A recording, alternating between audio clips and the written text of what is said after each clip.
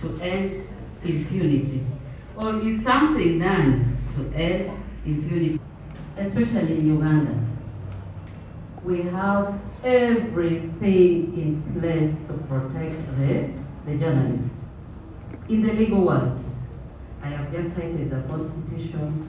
It is just too broad about protection of rights of journalists. We have very many laws in place to protect journalists in Uganda. I am speaking to people who know what I am actually talking about. Talk about the Media Council Act, the Communications Act. There are quite a lot. There are so many. Our only challenge is implementation of these laws. And who is supposed to implement these laws to protect the rights against the journalists? Because when you say, don't intimidate, don't hide information from me, don't beat me when I come to ask for information. Because the freedom of expression is to ask for information, is to receive, and it's for you to be given information. So in the event that someone is creating a condition that is not conducive for you to ask for this information, it's bad, we all know that. And we are saying there are laws that are protecting you, that enable you to get this information. Our only challenge is implementation. Because you and I know what is happening in this country. Sometimes we are shunned without explanation. Just about two or a day ago, the media house in this country was stopped without justification from covering parliamentary proceedings. I don't know even who knows why they were stopped. To me, it was not even explained. But that is happening in the broad daylight of the Constitution, which is the brand law. It is said to have a freedom of expression.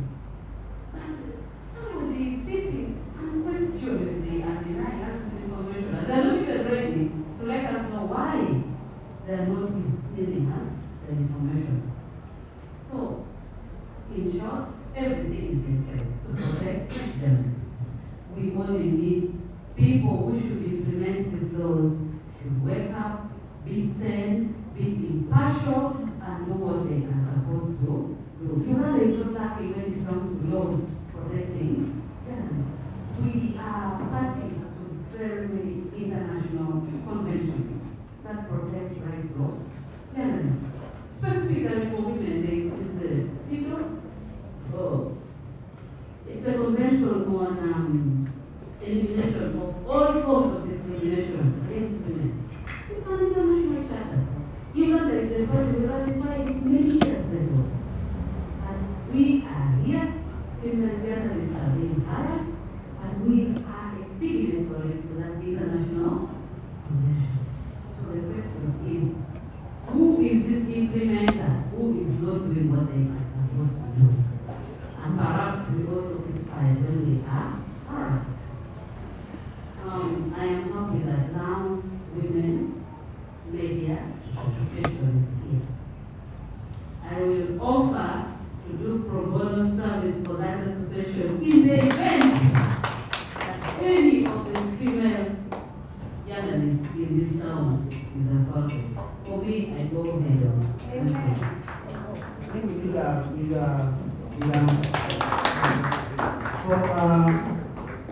going straight to that system. What do you also have to share with us regarding what actual council has to say? So the question that I raised before the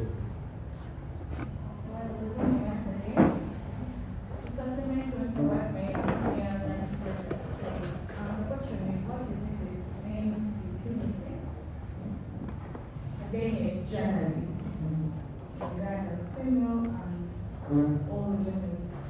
So when we look at how to end impunity, we realize that all of us are stakeholders in it, right? We each have a role to play. The media, the journalists, the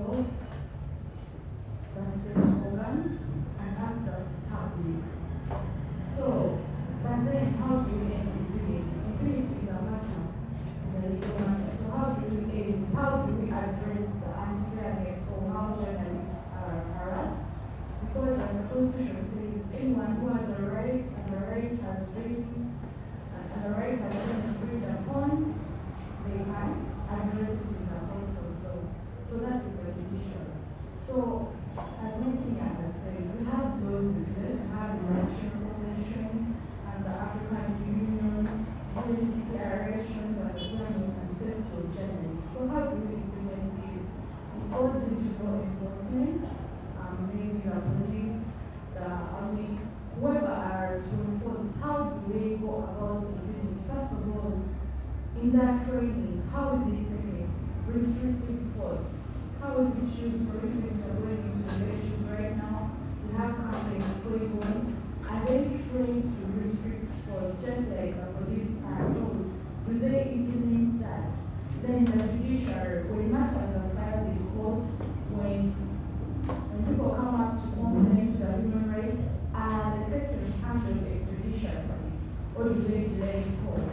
All that is how to end. Then as journalists, criminal journalists and journalists at large, the associations, the Uganda Media Association, and all the other associations, how do you, as let's say for instance, a radio station in Europe, how do you engage and train journalists before letting them go to the field? That so moderate yourself, be restrictive, make sure in whatever that you say you're impartial. Don't go on speaking. Some things are provocative. You say them and then they really bring a lot of backlash. And as women, female journalists, I'm sure you get the backhand of that. Because sometimes you say things and people want to attack you or harass you, cyberbully you. They use the fact that you're a woman, right? And that is a chance for them to really harass you. So how do we know that? We all have a role to play in ensuring this. So strengthening our legal framework, implementing the laws that we have at hand, us as a public, apart from you the journalists, we have to raise and create public awareness. There are instances where journalists have been shot, have been harassed, have been beaten. So how do we go about it? You don't see something and you keep quiet. When we talk about it, we raise more awareness over it. So we all have a role to play in ensuring that we end impunity. And also addressing civic education, just like we're talking here. The workshops that we keep holding, we talk about it. Sometimes when you don't talk about it, they might think that everything is okay. The same like going to the legs. But when you talk about it, you address it, use the right platforms to address your weaknesses. Even on social media, the hashtags that you're running, how do you address them? And then also you as a person, how do you reflect and be like, no, I think I'm supposed to speak and say this, and I'm going to say, I'm not supposed to say this. So all that, the media, so us, the public, the citizens, the judiciary, everyone has a hand to play. Everyone has a role to play. Okay, maybe Council Noyer. AI is not a big side. Of course, it's also giving us advantages, opportunities, opportunities, easily, quickly, and in a manner that we not have to spend a lot of time. So, going into for example, because we're also looking at elections, then also other incidences that come before we go to court. How big a threat is AI to female journalists that you see them here? Well, it is a threat. It is really big a threat. Especially everything that concerns gender becomes a threat. Because when you're a woman first, before you become being a journalist, your gender sometimes is used against you.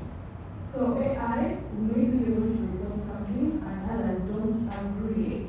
Everyone is entitled to their own opinion, by the way, and expression, although that's a human right. But they are not going to agree. They are going to go on and maybe harass, manipulate you. But I want to remind everyone here that all have a right. If you feel that someone is harassing you, that's cyberbullying you, they are manipulating maybe images on you, there are really some really graphic images on the internet. Yes. Sometimes that I use against women, we've seen them, we've seen the editing and all that. So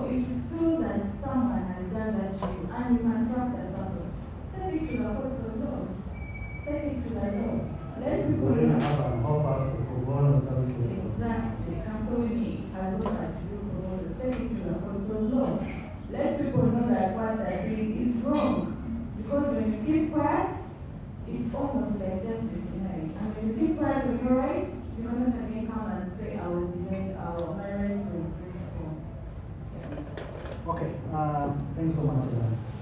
Now, Chidori, you have worked with your friends, members, some of whom are actually not in this house. So, how can you take us through the safety of female journalists, the interaction, the engagement you've had with them over the years? What really did they tell you that here this is what we should do? Thank you very much, Emma, and everybody. Permit me to appreciate African Center for Media Excellence, ACME, and UNESCO for this gathering. If not because of them, now Women Media Association and Great Lakes alone wouldn't have pulled it today the way we are. And to begin with, this year's theme, raising awareness on AI-facilitated gender-based violence against women journalists. This theme alone speaks directly to us. This theme speaks directly to the challenges of our time, the challenges of today, our male brothers, our male journalists, they also face similar challenges. However, the female journalists face it more. With the increasing use of AI-generated content, we have deepfakes and online trolling targeting women, reposters, and activities. To answer to your question, as we go to the safety bit of it, we also need to know that at our different institutions, sometimes there are lack of institutional preparedness. Media houses often lack safety protocols or gender-sensitive response mechanisms, which also needs to be in place, and also many women self-censor or avoid risk assignments due to fear of violence or character assassination. Now, to specifically or directly respond to your question, it is of great importance of gender responsive safety training before the election coverage. This, we must have it. And also, we also need to have hotlines, peer support groups, and also mental health support for female reporters and male reporters. In most cases, we all go to the field and do our different works, but somebody is emotionally drained. Somebody is mentally drained because of the threat that person is receiving from the field, but there is nowhere to report, and also no one to talk to, and maybe we are not together in one way or the other, which is contributing for someone dying silently. Newsroom safety policies, this alone helps a lot. Before you come to an association, what is the newsroom doing? So this starts from our media houses, from our newsrooms. It starts with all of us. We should include harassment reporting channels and clear protection measures for our journalists who go to the field now that we are heading to 2026 general election.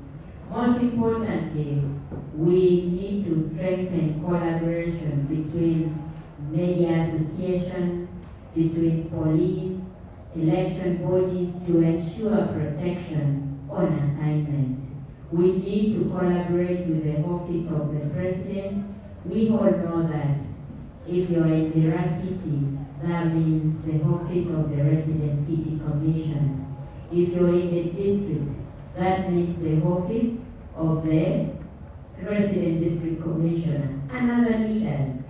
Not having the bad blood in between us where you cannot run to the other for help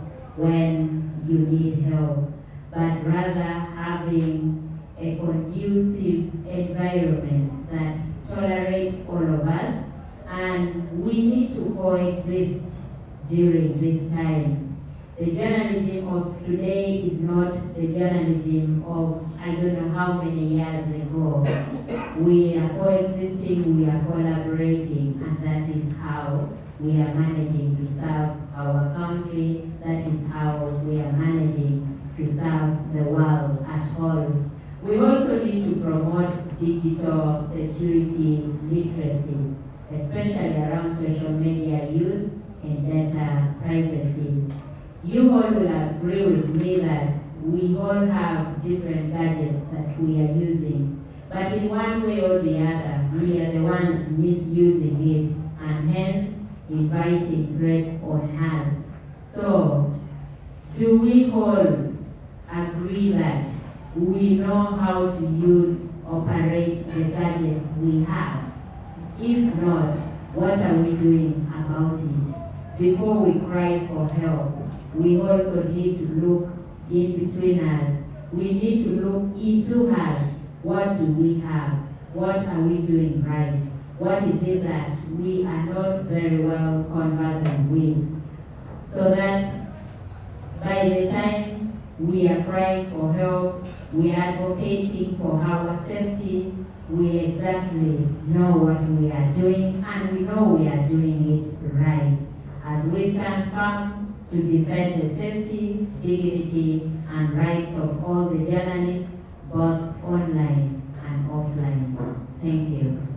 Before you maybe place the microphone on the table, I want to ask you one question again. Could there be some cases that you documented, now documented over the years on issues, whether it's AI related, these work-related issues from one employee to another, and of course also how ready is actually the situation going forward, because we have the members. What should actually our partners expect from us beyond actually the election? Thank you very much for that question, the moderator. As of now, Women Media Association, we said it on radio yesterday when we were having a talk show on QFM. We have never registered any of such kind unless there is a member who just went silent. Since we began Lango Women Media Association in 2018, and we fully registered as a CPO, we haven't yet registered any threat on a female journalist. But I want to use this opportunity to call upon the female journalists not to die in silence. In case you're going through something, we've always said in our association, the doors are open. We have all the leaders you need to reach out to so that we end impunity against the female journalists. As Lango Women Media Association, we are looking forward to, first of all, continue raising awareness about ending impunity for crimes against journalists. And also, we intend to promote dialogue and advocacy for safer, more supportive environment for journalists to work in. This is not, or it will not be the first time we are doing it. In 2022, we had a similar dialogue with the security agencies, with the Office of the President, the Office of the District Chairman, and the workers' representatives, which we had a dialogue that I believe contributed so much into our deliveries as the female journalists. And also we want to continue highlighting the unique challenges we are facing as women journalists who often face gender-based attacks simply for daring to speak the truth. Nonetheless, we pledge to not being silent. We will continue speaking. So now we call upon the agencies, the government, the security and to ensure that every crime against journalists is properly investigated and punished. We don't want us just to talk and nothing is being done. However, I pray we do not encounter such crimes against journalists. I pray we all remain safe, we all continue serving our country, and that means we also need to do our part. Let us not provoke the leaders. Let us not go against the law. At the end of the day, no one is above the law. So we believe that when female journalists are protected, society is stronger, democracy is healthier, and truth finds its way. I hope that we continue to stand together for justice, for safety, and for freedom of expression. Thank you. Thank you. Now to you, Vito. You spoke very extensively when you were issuing your keynote address. One of the key words that actually still remain on my case, we unite here to issue one case. So, and I also want to ask you a similar question, the question that the members of the panel have already responded to.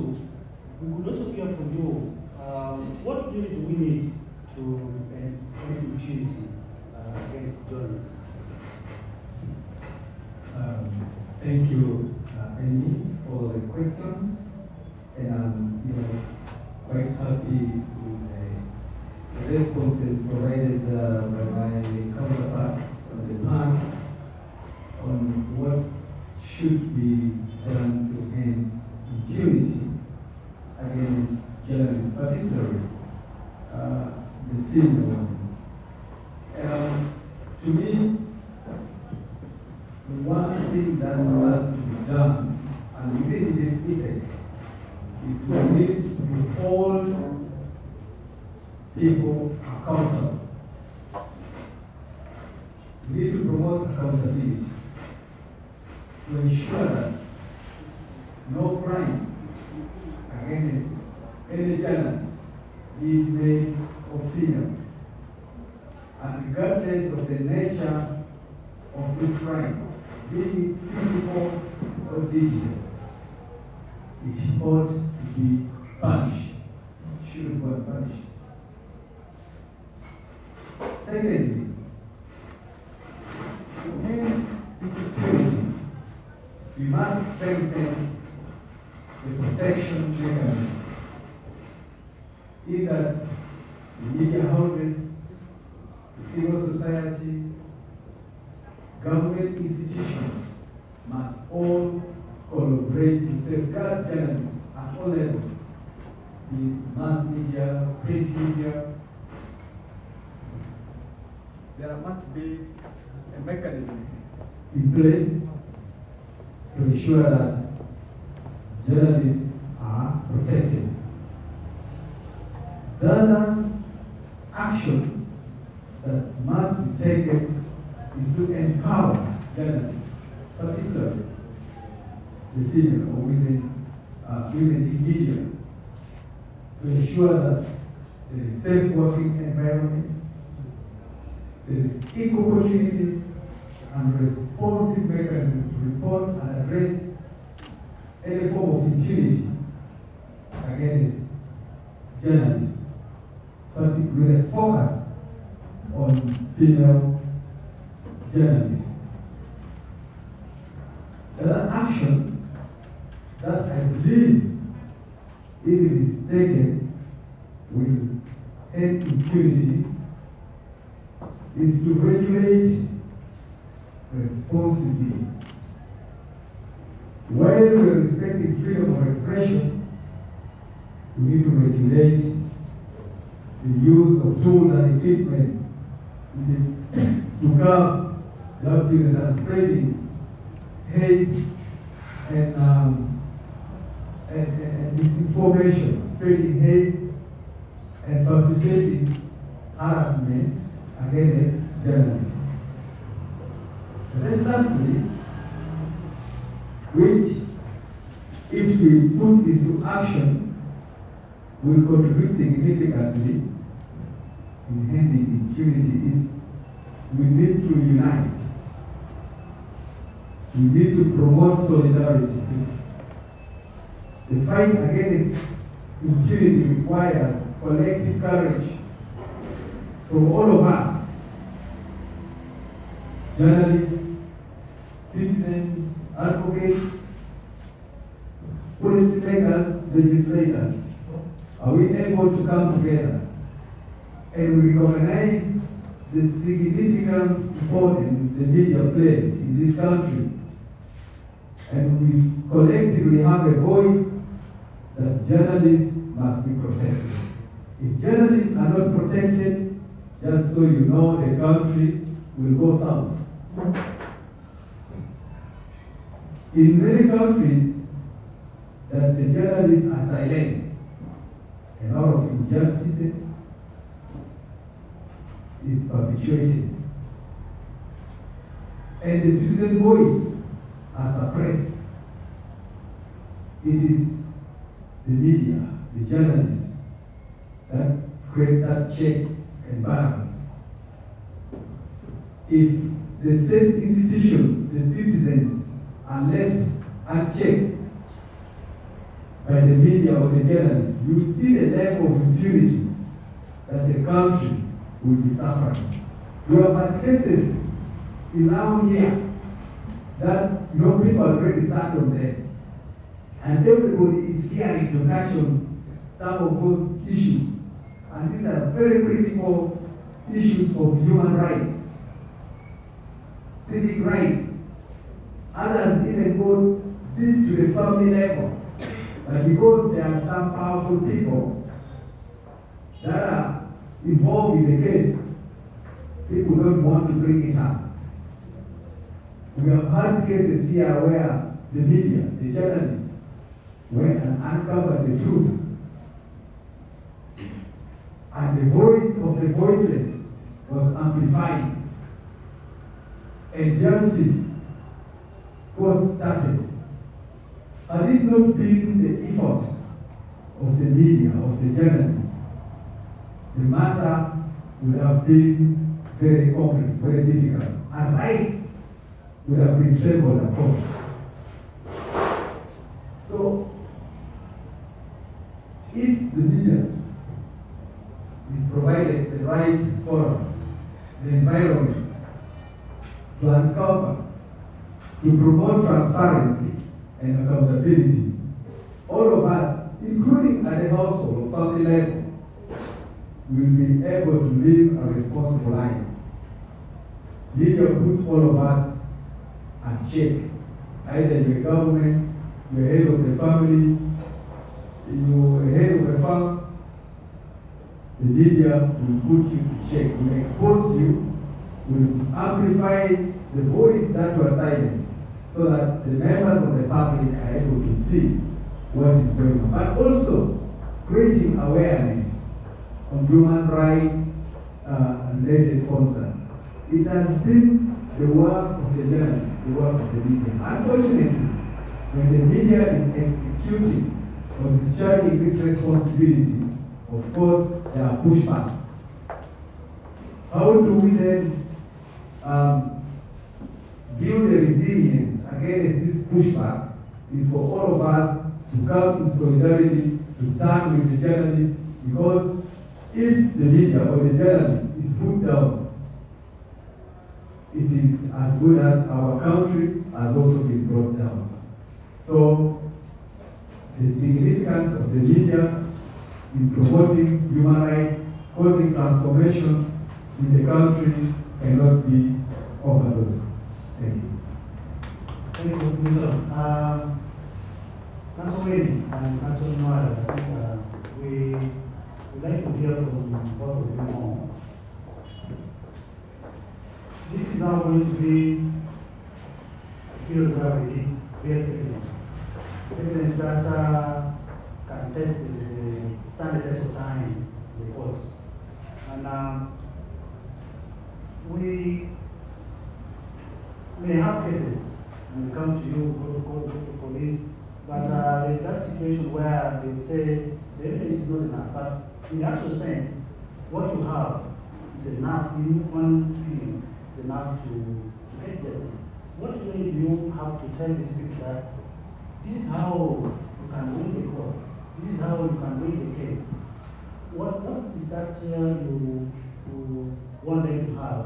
Because now you are offered the service to people and service that will pay for it.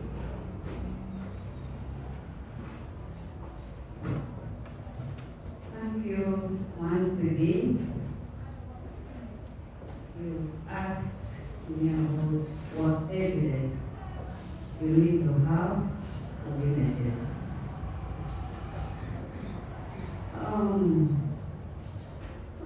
The rules of evidence are quite, it's very and very wide also. Because the way you need to prove in civil law is different from the way you need to prove in criminal law. In criminal law, the prominent proof beyond reasonable doubt. You know, some of these impunities perpetrated can be criminal in nature. Actually, I think about 7 to 8% will be criminal in nature. This and that sort.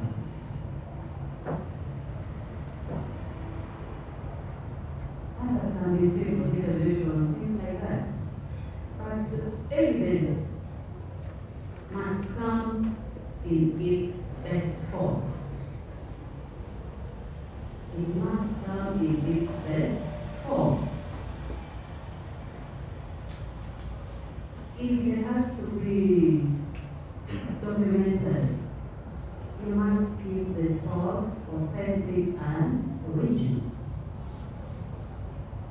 If it must be oral, it must be of the person who has seen, not the person who was told that Chris Bridget was beaten, but for a person who saw Chris Bridget being beaten, because he has seen evidence is inadmissible.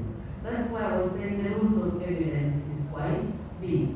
That's why I have said to my female journalists who are here, I am here. Anything that is done to you is sit down and see what the most appropriate way is. Because you know you can be beaten today.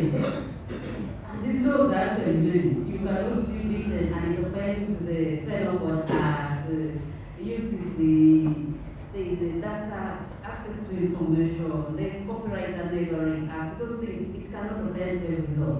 You may be beaten or you may be assaulted, you may be intimidated. They are offenses created under different laws.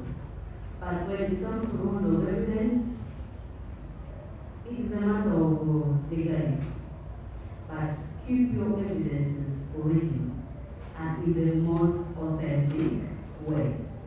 Because if you distort your evidence, court will not accept. You can even come with a scar on your head. But because you don't have your evidence properly, you will walk out unpaid, yet you have a scar. So, preservation, especially those that will need things like exit, keeping, something that you intend to use in the future, you should know how to keep. Do not distort it, keep it in the most appropriate way. And that requires reporting a case as fast as possible. Because this evidence cannot be kept in their best forms for forever. We just saw someone losing a case in court because the law which was used to hit somebody's head was kept for 3 years in some room. The blood stain it had disappeared. It was a minor weapon. And when you say this is the weapon you had blood, I know I can't see blood. How am I supposed to tell that? It is that very law that was used. So keeping evidence, rules of evidence means taking expeditious and instantaneous action when need arises.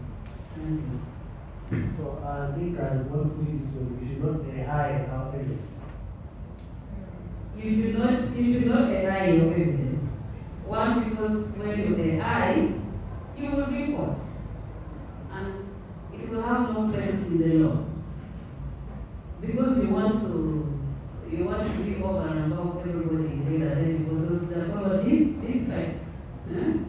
You just answer your face and it starts somewhere, then you start saying the DPC assaulted you because you know the depocket theory in law. The DPC may have something in this pocket, then you idle your evidence. You will walk out more disappointed. Thank you. Thank you. Now, we are now going to hear from the audience. Even you will come here, maybe I'll help you move the microphone. So this is going to be participatory. You can ask a question, a comment, and also our panel will make responses to the questions and to your concerns. So let's do this in not more than 10 minutes. We should be able to get done with this. So you put up your hands, you will give your mic.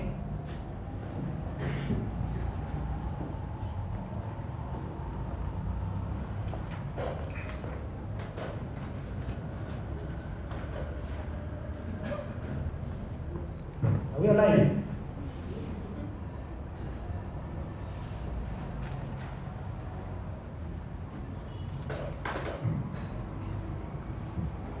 Okay, thank you so much. My name is Lango. I work for Radio Unity. This is going straight to Sohib. So something about evidence. I was once, I don't know, threatened through phone calls. I don't know how can I report such. What evidence do I need to have for my case that I was threatened using through phones for it to stand before the court of law? Thank you.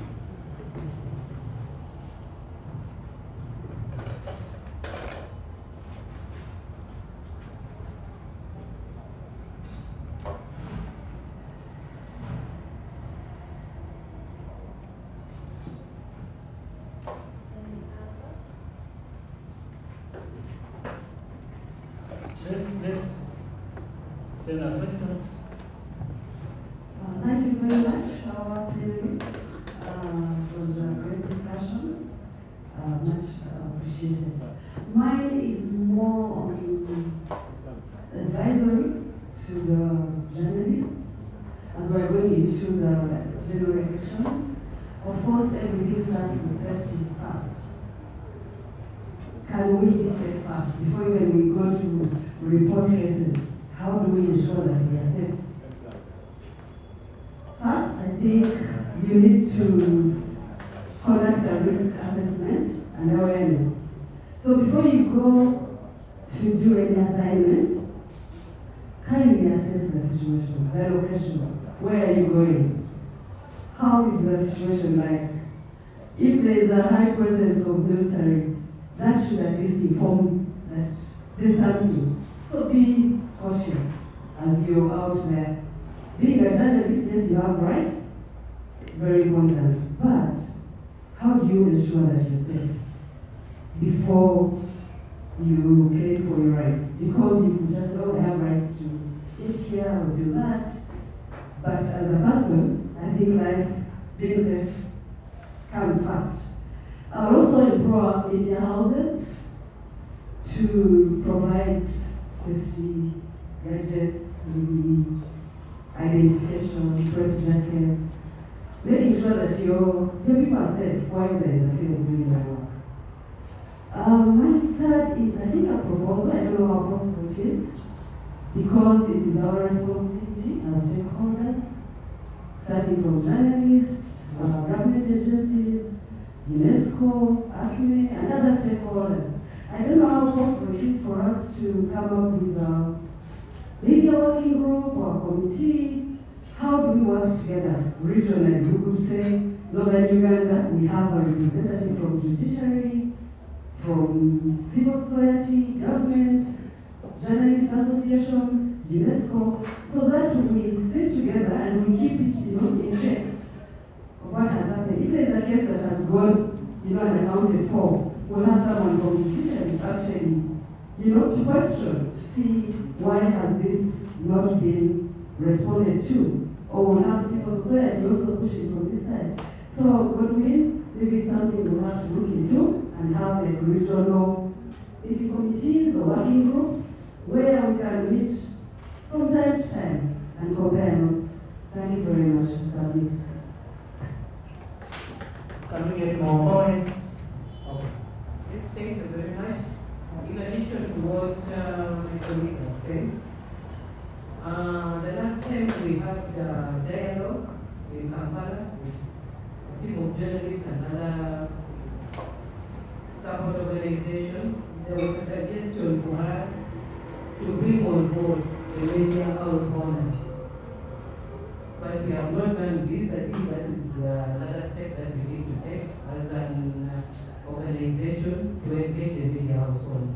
Because we know there are impunity in the media households, a lot of it.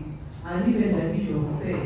The discussion there had it that journalists who are paid well, they don't mind about the others who are receiving less down there. They are excited and at least something should be done about the pay by engaging the media house owners, bringing them on board. Thank you.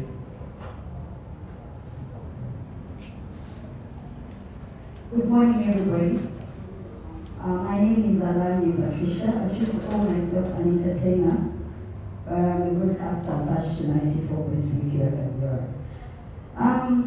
I want to send my question before I appreciate the advocates. Direct to the advocates. I know there's a difference between the law and justice. And most of the times, yes, the law takes its course, but justice is never served, especially for the journalists. Why I choose to call myself an entertainer is there are things that, as a journalist, they say no story is bigger than your life. But those who know me know I am a very aggressive person. When it is the truth, it is true. When it is wrong regardless of who you are. Recently, I was threatened by teachers. I don't know why I was not scared. I did not even go to anybody. I just chose to, let it slide because the majority assumes what they assumed. I also believe that what I was saying was true. In that case, I did not go to anyone because, well, the law is there. But I know that most people, especially journalists, I've seen journalists in wheelchairs. You win the case, but you don't have your legs.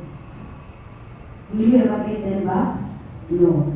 As an advocate, what would you advise the journalists to do? Thank you.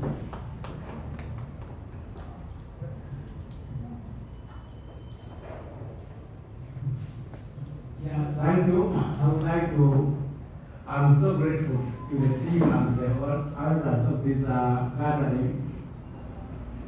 My name once again, I'm going back to the room. As I told you, I'm from Nation Media Group. I don't have any specific question as the ICC stated and the chairperson of the women journalists mentioned that we don't have any serious challenges. However, there's one observation which I want to pass as a caution during this election period. We are aware that there are certain hotspots where issues to do with propaganda will thrive. There are certain areas where the competition is so stiff. Of recent, there was on social media where people were saying that certain people had died during the nomination of one of the candidates. Yet, actually, certain things never happened. So, this takes us to what we call, we need to emphasize on fact-checking and verification.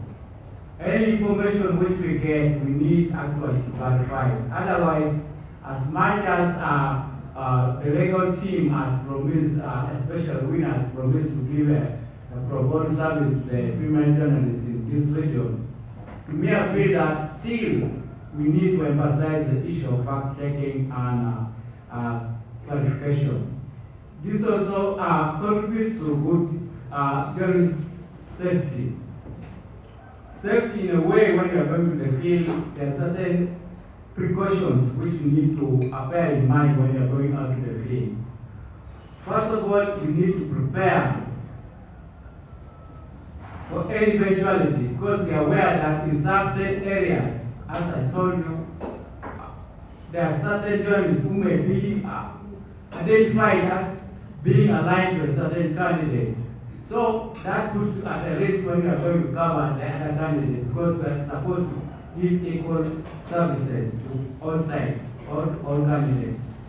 So that means as much as we are supposed to do that, you need to take precaution. You need to be aware. And the best precaution, as mentioned by Milton and most of you, is that we need to be united. There's need for that unity. When you are going to out to the field, never go alone. Be in a group with other journalists, such that those are the people who will actually guarantee your safety. In case anything happens to you, they will first of all come to your rescue. And immediately they will inform your media houses and emergency cases. We witnessed that one in Kawempe North, and that's the beginning of what was National Media Group a problem. Up to now, since March, we are not allowed to come any government program where the president is officiating, not even this campaign trail. But still we managed to get the information through our own means. So that is simply a word of caution which I wanted to pass to my colleague. Thank you.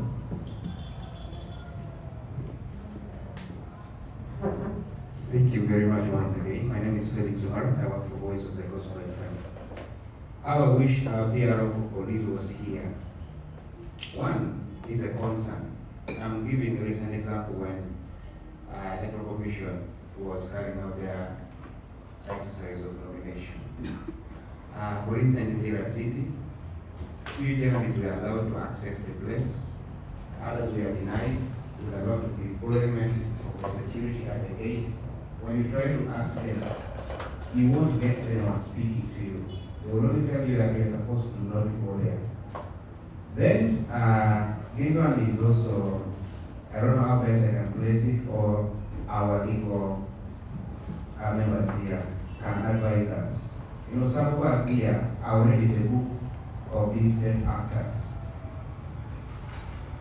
They are only getting for the opportunity to find you. Like what my brother Afid said. Our names have been submitted, some of us, our names are already with these security agents. Whereby when you want to cover a story, they will tell you you are not part of us. You have always been negative about us. And you are chased from the venue or from the field. And whenever I try to sit and ask where is the position of journalists in this country, sometimes we end up cheering. Our sister talked of being visible enough when you're in the field. I'm giving you a recent example at Kawempe North, whereby they were only looking for anything written press, they'll come for you. So how best can we safeguard this? Because sometimes we would prefer to not be identified, we do undercover, but still that becomes a challenge. So this has not been something that we need to say, but also those responsible should also be brought and be talked to openly when we are here. Because when we talk here in the field there, we find something, everything becomes contrary, and we just ask ourselves, what are we really doing here? So this has been a challenge. I don't think all this should be discussed in the courtroom where we have ACs here. We need public engagement and these people we talk to. I think this would be the best way, because when we end up talking in this room and they are not here, they will not listen. just like they have left us here. They don't want to hear where our concerns are. Thank you.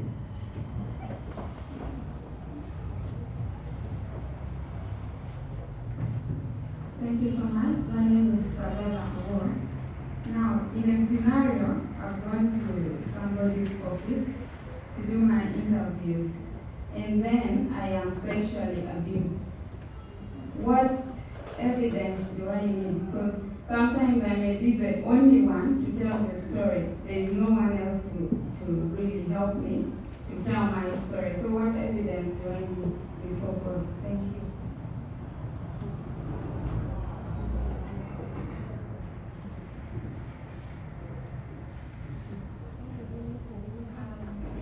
I believe my question isn't going directly to anyone out there, it's for all of us. What role can media literacy play in helping the public identify and reject AI-driven disinformation targeting journalists? We all know that a majority of the victims of the AI-driven disinformation normally targets the journalists so much. This is a call to action. How I wish our media managers were here, the owners of the different media houses that we work for. I feel it's an appropriate time for them to organize or offer training opportunities on AI and artificial intelligence, so that the capacity of our journalists is enhanced. Believe me or trust me, a few of us here know how to use the AI digital tools on verifying disinformation and information. My brother Patrick made mention that talked about the issue of fact-checking. It's true that the few of us here know how to use those digital tools. So my prayer or my request goes to African Center for Media Excellency.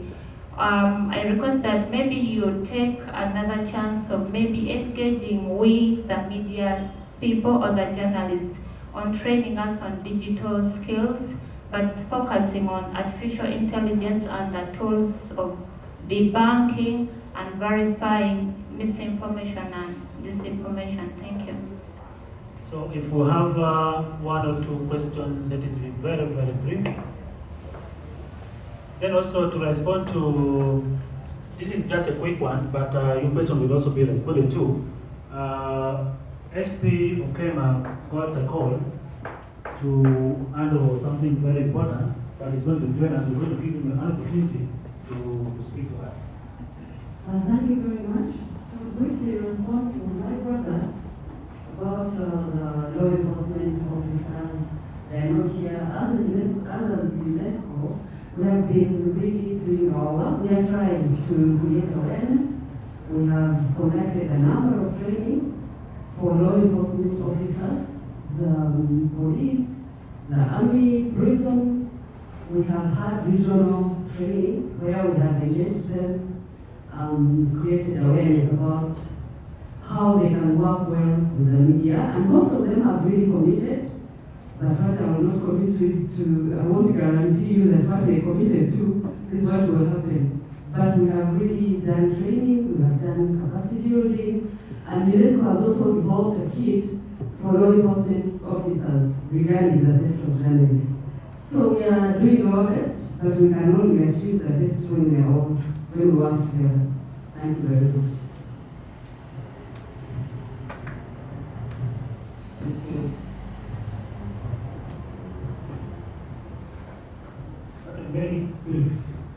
Yes. Mine is a concern to the judiciary.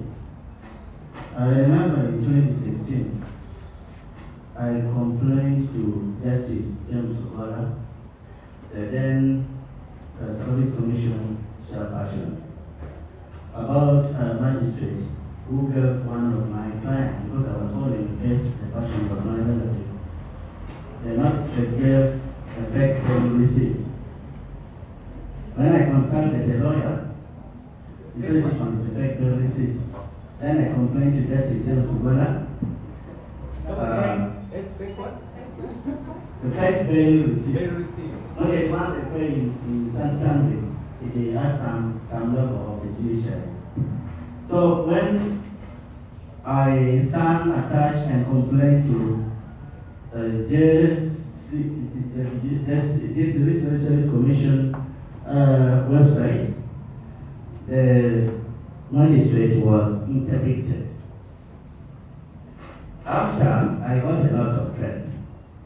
Now, my concern is, how can a journalist really be helped once EOC has reached court premises? Because I can go complain to the police, they say your case has to be, the file has to be sanctioned as usual, but when you reach court also, sometimes maybe someone is targeting you.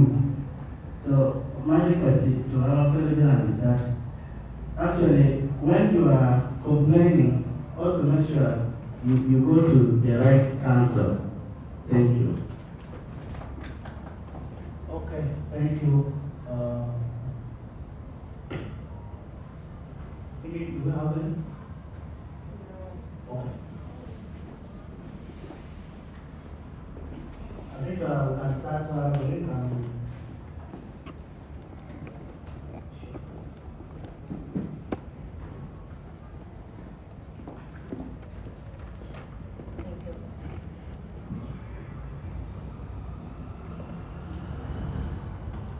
Thank you very much, Emma, the moderator, and all the participants. Thank you for your contributions.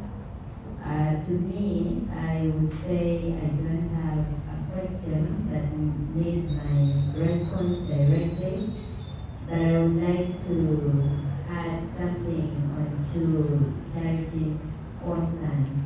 Wasn't also a very direct question. As a journalist, as a manager of the radio station, I am saying in line of mitigating the challenges we face as a result of digital literacy. Before we cry for help, like I said earlier on, it is very unfortunate that we will still have to use the same internet to acquire some knowledge that we may need to add on to what we already have. Let's all be open into learning. Let's all be open to discover new things on a daily. Let's not dwell on the knowledge that we already have. Let's continue learning. Sometimes even the people we are bringing to train us on digital literacy, they are also Googling the same information they are coming to give us. So why can't we Google it ourselves? Why can't we look for those tutorials and we spend time to understand? After that, you are free to engage your colleague. You're free to discuss. You can say, by the way, I found this, I was watching this, I followed this. You never can tell. Maybe I've also checked it, or if I have not, I may also be interested in looking for what you learned. And tomorrow we'll be sharing the knowledge. If we keep dying that we need knowledgeable people to come and train us on a specific topic, we might find we are also wasting time. Yes, we need, I'm not saying we don't need them, but let's also try it ourselves. By the time someone is coming to add, you already have some knowledge.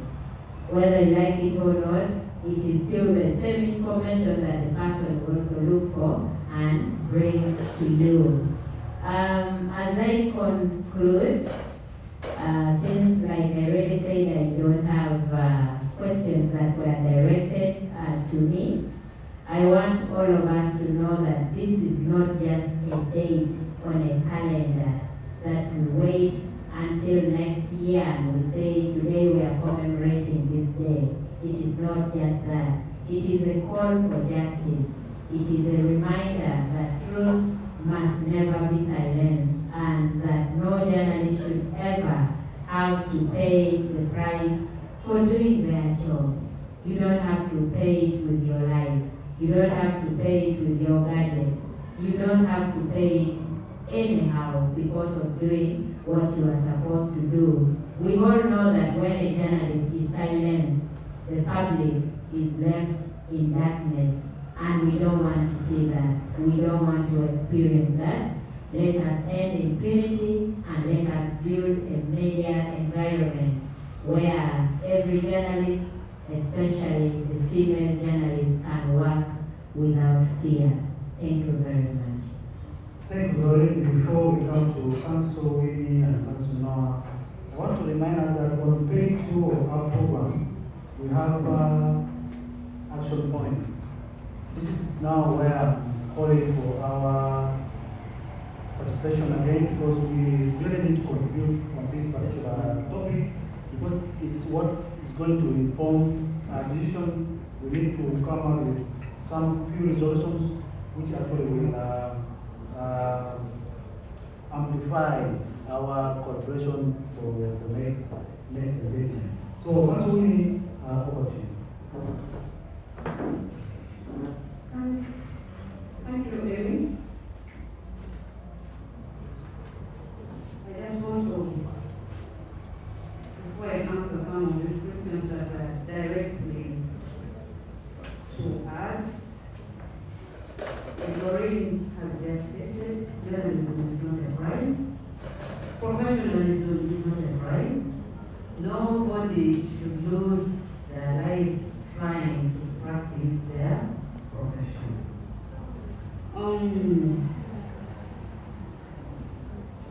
I'll start in descending order.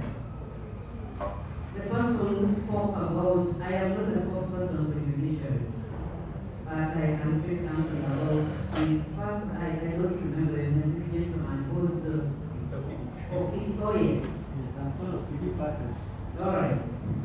You say you were given 5 bail receipts by a magistrate, whatever.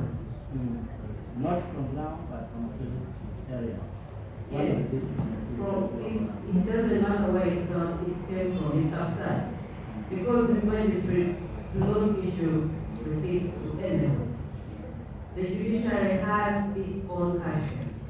When you're granted cash bail, you go pay to the bank. The cashier of the court verifies, and it is a cashier who gives you a receipt. The magistrate simply signs the release order or the bail bond form.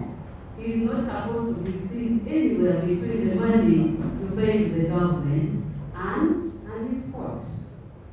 We thank God that he was actually interdicted because this was conduct done and becoming. You also said how can a journalist be helped, especially when you are in court, yet you are being targeted. You go report a case, they tell you it's going to be sanctioned, it's just a procedure. Before your criminal case goes to court, the state attorney must make an opinion. It will either sanction or send the file back for further investigations. In the event that they sanction the file, it means the file has to go to court. I know your question is, if it goes to court, and it is before a magistrate who targets you, you know that, as a journalist, you know this. If you have any justifiable reason against any judicial officer for not listening to your matter, administrative and it's genuine, you know that the matter can be given to another magistrate. You have reasonable reasons that the magistrate will be biased. It's grounded in law. Magistrate A, for such and such a reason, cannot handle my case. He has a conflict of interest for whatever engagement you put up file. Your file can be given to, they have supervisors. Those magistrate members are supervised by the chief magistrate. The chief magistrate is like their superior. So you can complain and your file is taken to another magistrate. You should not talk before the magistrate with whom you have an issue. So the door is always open. We should only know what to do. Thank you. Sabrina Award. you've been sexually abused, but you're only two in a room. Thank God that you are not that. I thank God, and I'm assuming that you're sound mind. Because the person of sound mind cannot come to say someone forcefully had sex with me when they did not. You are the first evidence and you are the first witness. It would be different if you were 3 years, because now a 3-year-old, they can say anything that they were sexually assaulted, whereas not. They are now the law would need some kind of corroboration, some independent evidence. Medical report, that is why at first they say report your cases as fast as possible. Because you can go to hospital and do a medical check there and then. There is a common word in court on sexual violence cases that the hymen was ruptured a long time ago. But you know, the hymen, some doctors in different cases, they say hymen ruptured a long time ago.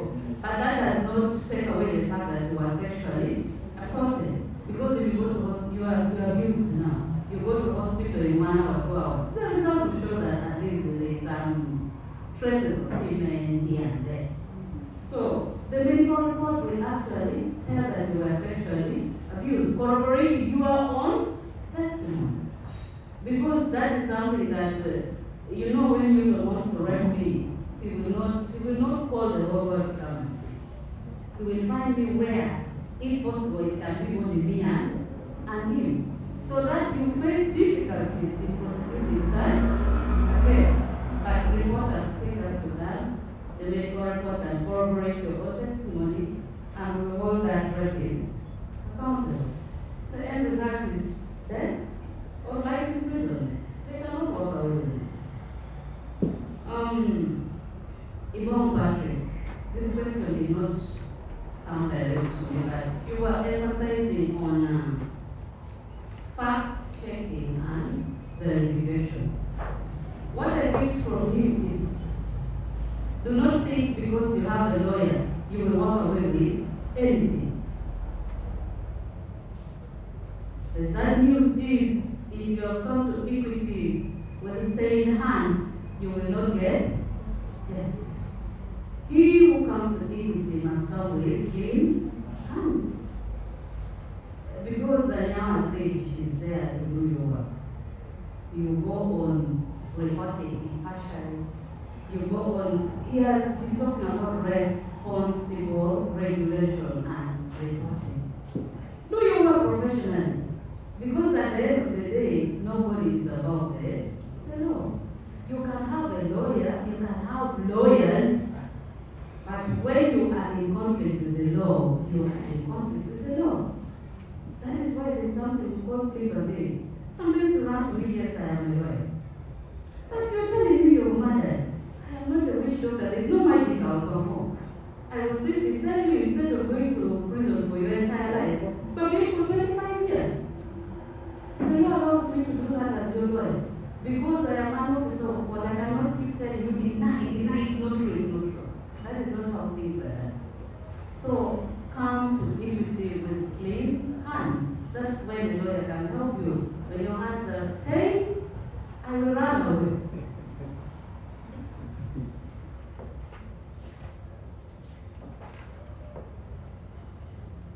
Patricia Kalani.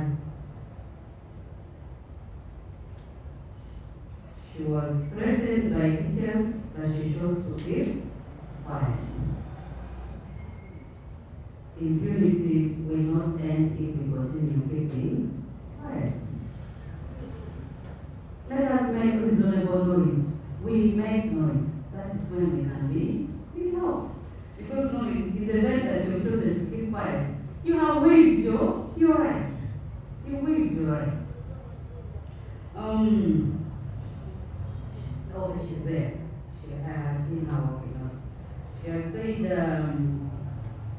she knows that the law is there and justice is also there, but there are different things. That's very true. You know what what's just to me? Actually, just the word justice is relative. For me, when my father is in prison, even if he's a murderer, getting him out of prison is actually justice to me. Even when I know he has murdered. Yet having him in prison is justice to the family of the people he has killed. So justice is actually relative. What you call justice would vary from scenario to scenario. At the end of the day, do the right thing, the law is there, the law will protect you, and you will get justice. Journalists on a wheelchair, yet you're one case. My sister there said safety starts with us. I am not guaranteeing you that they will not break your legs tomorrow, because I have said I will represent you. Do your work cautiously. One, you can be compensated with 400 million. But what does it have to do with your leg that is gone? What does it have to do with your eye that is gone? Yes, you have 400 million in your account, but you're on artificial legs.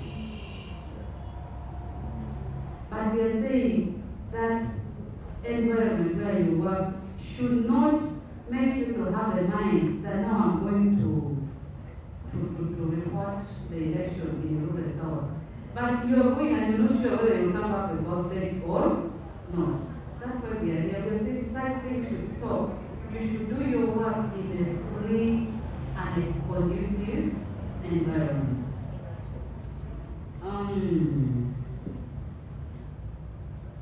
For my uncles, I was present on what evidence were needed to stand before court. Now this is quite simple. Somebody called you with their telephone numbers and present too. You lost the telephone number or what? Because if you have the telephone number, this is not simple, it's direct. It's a matter of reporting the case, get a court order, ATM knows what to do, get the extracts, and you're done with threatening violence. And what is that word that you're considering to give? Not everybody they tell you is that everybody they tell you is threatening. Yes, that is not where degrees, no, that's where legality will come. But you can prove the telephone number is with you. Court is there to give you an order, they can order ATM in 0 minutes to produce a number and the exact, you know what I'm talking about. And you prove your case. But that is really violent, it's criminal. The person may just end up in prison because, criminal law, the aim is simply to punish the perpetrator. But when we should bring them to book. Thank you so much.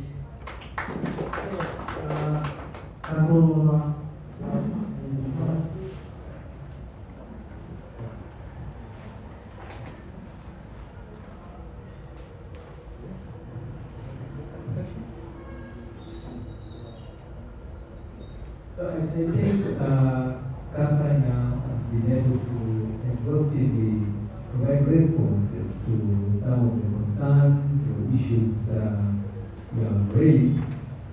And to me, just to make some reflection on some of the comments coming from you, and I would like to reiterate on the need to create a working group. Reflecting on this, I think it's also very critical, and you need to agree on the composition of this working group. In the event that there are challenges that we need to collectively respond to, we have people within that working group that can as well support us in addressing some of the issues and challenges that we are going through.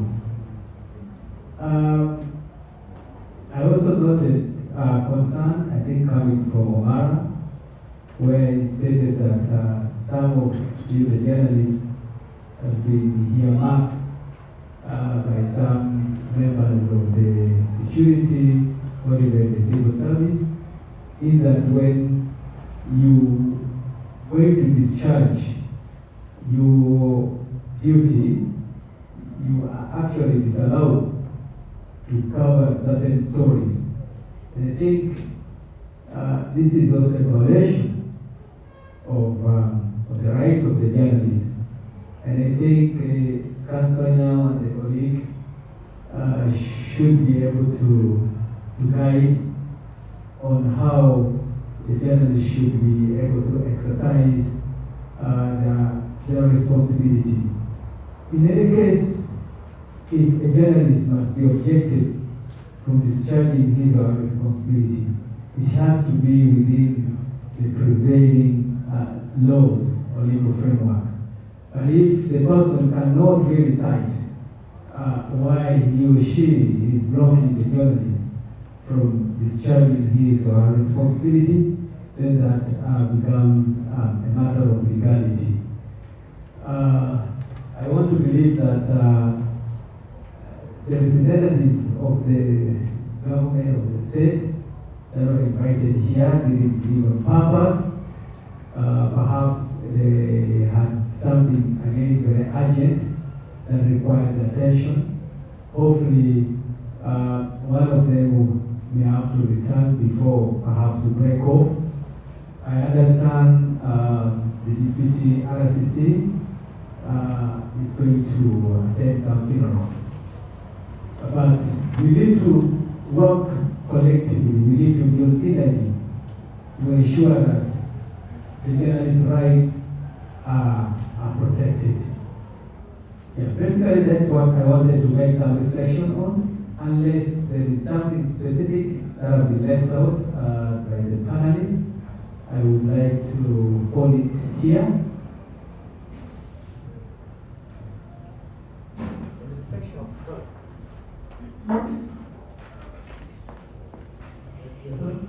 Okay. Thank you very much to each and every one of you for paying keen attention. Now let's usher in our panelists to the volunteers as we proceed to the next item, which will be very, very quick. So, very confident.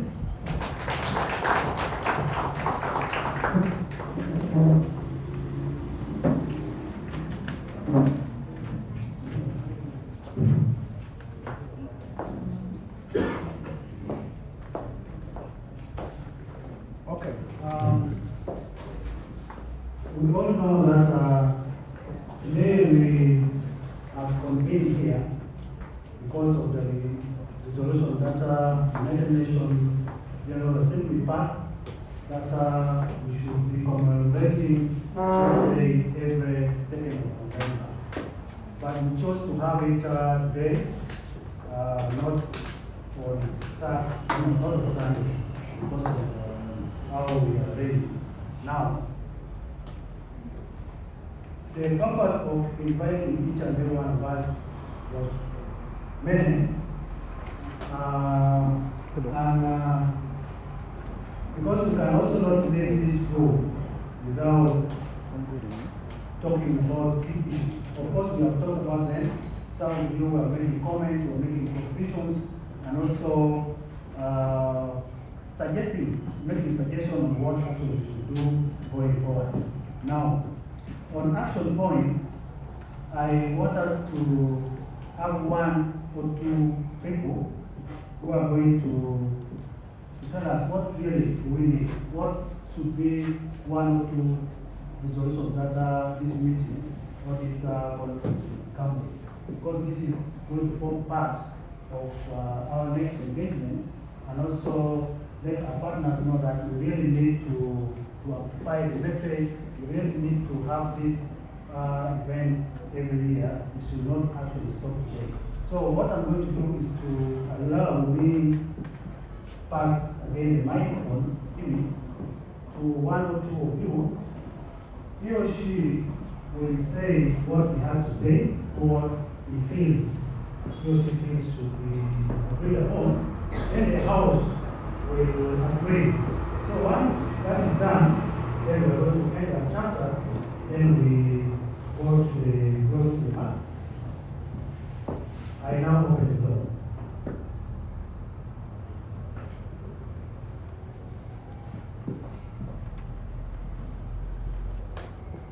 I wanted to open the floor. Okay, you can open. I believe everything is a collective responsibility. As journalists, we have a role to play, and the other stakeholders also have roles to play. For example, during this electoral period, someone said we have to be cautious about ourselves. We have to be cautious of our environment. Every story that you're going to do, like Patricia said, it is not worth your life. We should have that in the back of our minds. Even though you desperately want to tell that story, no, it is not worth your life. It is your responsibility to report to inform, but also it is your responsibility to protect your own life. Even God says you should help him to protect you. So please, stay safe. No matter what you're going to do, think about your security first. Stay safe, and you can carry on reporting. Because if you die today, you're going to become the story. And tomorrow, once you're buried, people will forget about you, and new journalists will come up, and life will go on, but you will not be there. Thank you. Action points. Thank you so much once again. And to me, I think that this engagement should come with a resolution stating that the media owners should not only think about their businesses, but also the rights and the well-being of those that are employees. By having all these that require us to have in their organizations, it should not be that I'm giving you work, go and do, without anything that will protect me when I'm in the field. So I think should be a mandate and a chance to be given to UCC to ensure that they have it in place before this election comes. Thank you. Okay, as a house, do we agree? By show of hands? Okay. Next.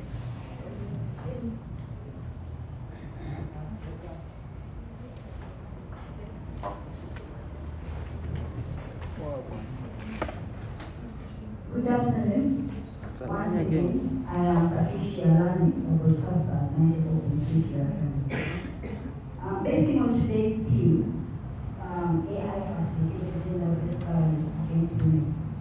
As a member of the Women in Media, the association in Lango, this was an initiative by our thoughts by me and the team of us at the radio. Some years back, I am not a very formal person, so I just started a WhatsApp group, and Doreen and the team eventually registered the association.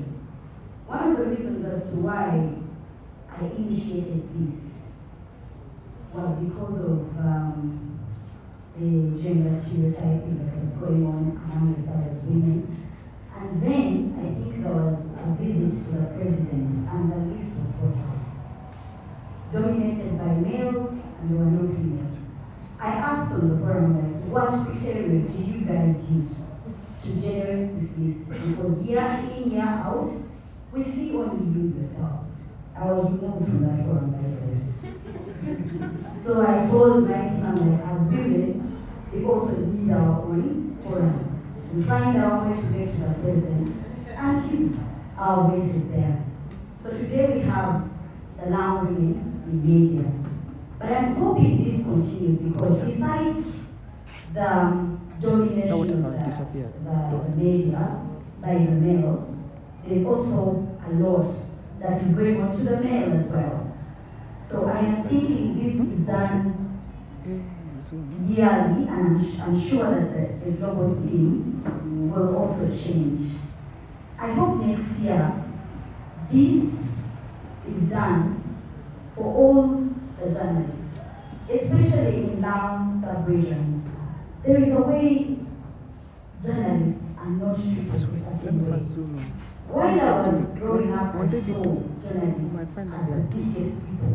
Like as a journalist, you show up in your press jacket and everyone is scared of you. But now for us, we show up in the press jackets and everyone is like, these liars have appeared. You get?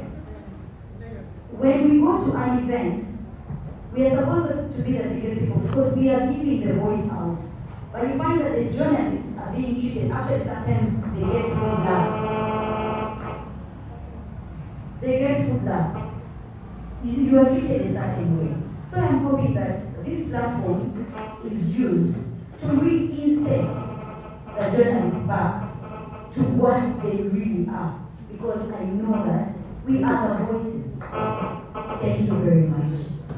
So if I may simply put it, we are going to agree or resolve to end gender stereotyping.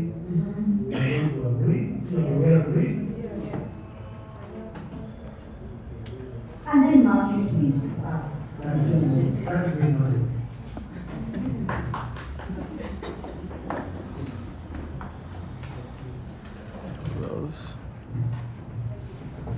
Thank you very much for the opportunity.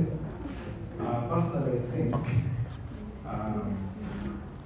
our media houses should be in position to always give us a lot of capacity building in terms of skills and also communication skills. Because I'm referring to what Felix talked about journalists. It could be because some of us might not be very good at communicating with these people that we're trying to talk about. So I feel it would be of a greater good if our media houses where we belong to also have time to give us this capacity building. It would be a very good one. Thank you. Do we have any answer?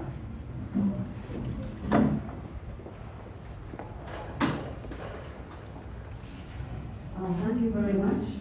To add on my brother's point of media houses implementing safety protocols, I think they should also introduce the by-day system.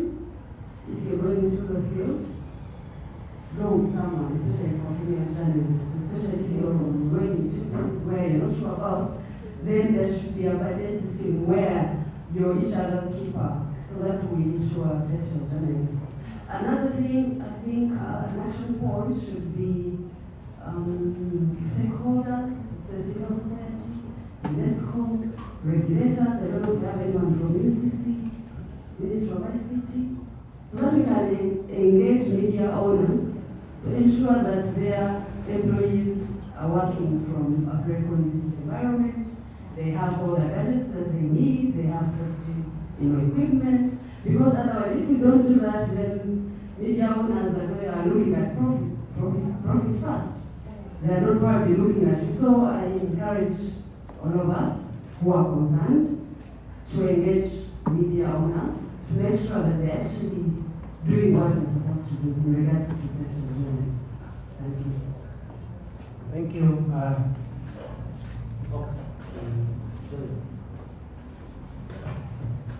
Thank you so much, everyone. Your various capacities. My name is Joseph Colvin. I work for Vision Group, basically known as the New Vision Partner. Basically, today I didn't want to talk much. I came purposely to, mainly to learn learn the new things from the meeting, but I think something touched me deep inside my heart as far as the discussions of the security of the journalists is concerned. At the moment, You will agree with me, you will all agree with me that the season of the hand and the kingdom is going to be terrible. It's not going to be an easy one. Especially now that I must agree with that. The rest was spoken. It's not going to be an easy one, and easy move. It's not going to be a walkthrough that requires us to bring our heads together and find a way how we can be stronger than we used to be. Now, as part of the resolutions, I would request the House that we make this congregation, we graduate this congregation into what I may term as a digital security committee. That will help us advocate and move and shout and talk and laugh and cry as one voice. In that,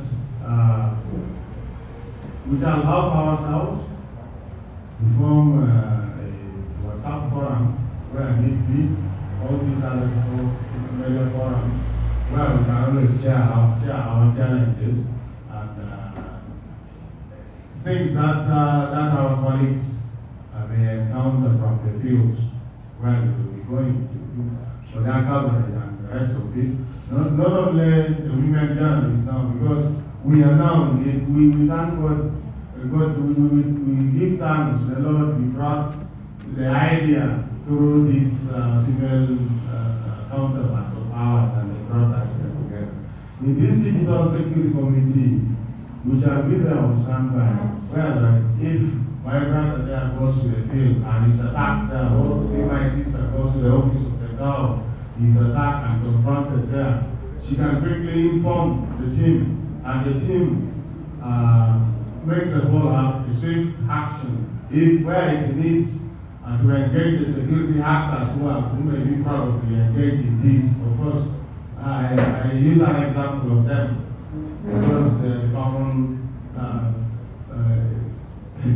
common people always around in such encounters. Whenever there is a problem somewhere, we move as a team. We quickly get swift in. Where needs a lawyer, grant to our sisters there. Where needs UNESCO, we communicate quickly and see how best we can get our colleague out of the problem. And there we can move. Whenever it needs an engagement, either with our friend, one of our friends is really behind the bars and we want to get the person out. Whenever it needs an engagement with the magistrate or a judge or a principal, something then in the issue, we can move there and have that engagement and we get our person out of the challenge. Even where it needs medical support, let's say a journalist has been hit by the tear gas, for instance, during the Bovine campaign train. We can quickly rush in and look for the person or the people or the organization that can aid that person with the medical support, something for facilitate the medical support. Then there we shall be on the right track. So if we could form this congregation into what we are calling a digital security committee, then we shall be able to go, especially as we approach this election period. So I think I posed the question to the House now. Do we agree with what Joseph was saying? Okay. So this is my two proposals. One, which we are going to agree on the form part of resolution one.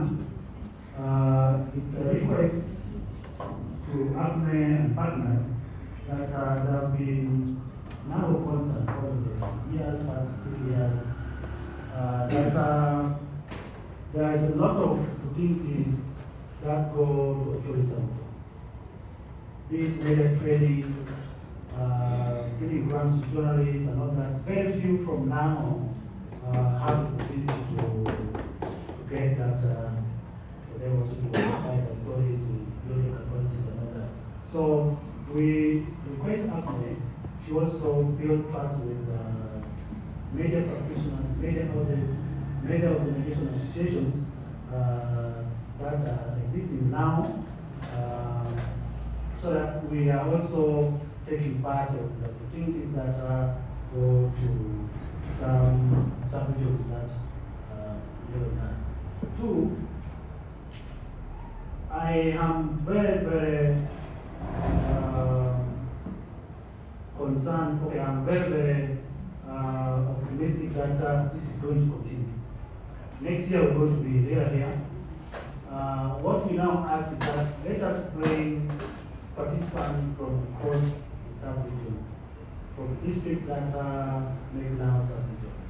Because if we not feel okay that we have built the capacity of those who are here, and we are not doing the same to those who are actually in other districts that are also doing the same thing, also going through the list that we go through. So the request is let's extend the same to, if we are going to have it in the year next year, let us invite people from Duke, from Molata, from Dokolo, and the rest. We can actually manage this because we have to build capacity of each and every one, irrespective of where they actually reside. So, do we agree that this is something that should resolve on? Yes.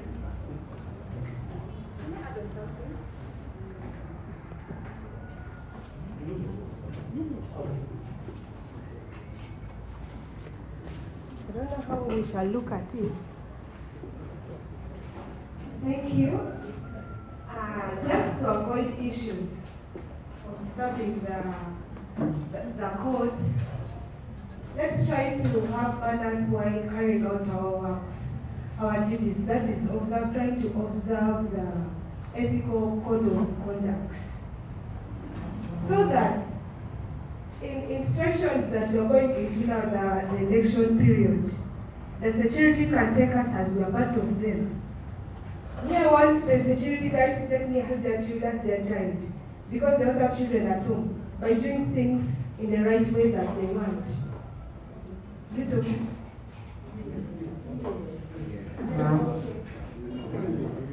That is what I wanted to add on. Thank you.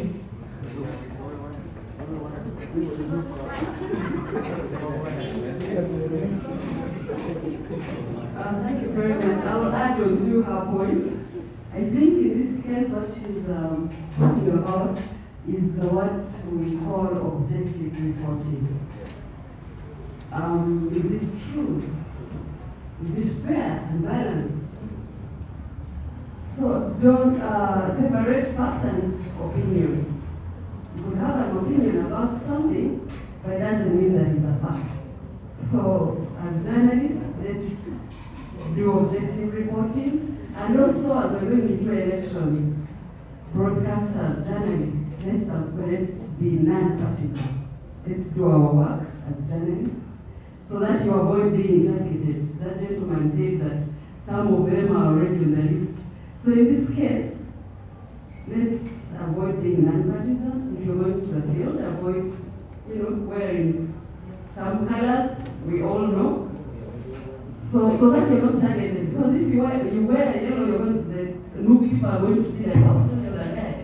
You wear red and then NRM people, so you're the person here to write ABCD. So let's be non-partisan, let's do our work right. The second point as an action point, I also thought that we should task judiciary and journalists associations to constantly give us updates about the cases that are in court. Have people been brought to book or not? And if not, what are the challenges? What could be the problem? So that we all know that the court is doing their work. Even when they haven't really responded to some cases, there's a reason why. They're not ignoring the journalists. So I think we should constantly get updates. Thank you. That has been noted. Thank you. Maybe something which I wanted to add. Last year, we were having a dialogue meeting in Canada. Then one of the police officers raised an issue. That one was after the 2021 election.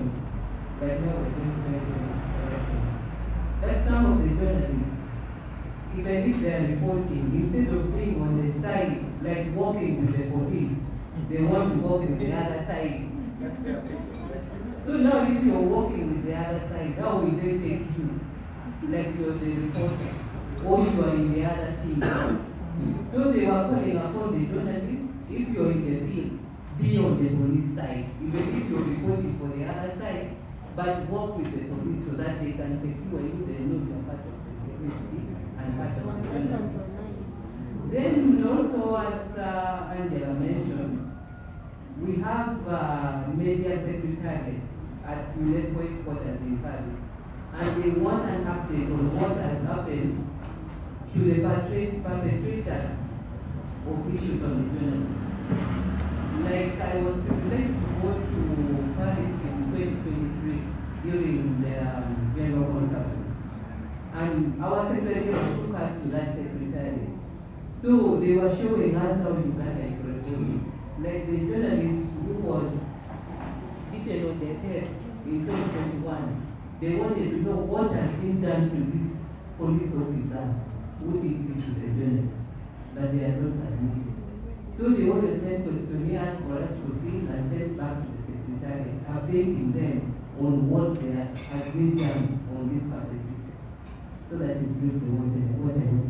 Thank you. Okay, let's give ourselves an answer. Appreciate our contributions. Let me now take this time to invite Godwin to invite our guests from the university.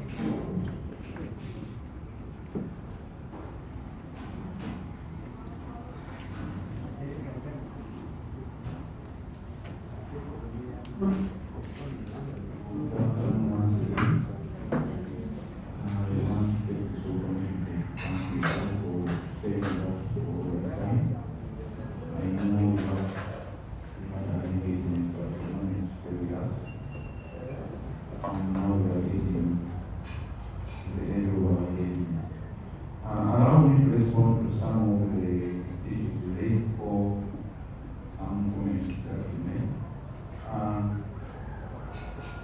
Ahmed is a member of the African Center for Media Excellence, is a member of the coalition called the Uganda Sector Media Working Group. This is a coalition of civil society actors in media, the Uganda Human Rights Commission, UCC, Uganda Human Rights Network of Journalists, MUNEC,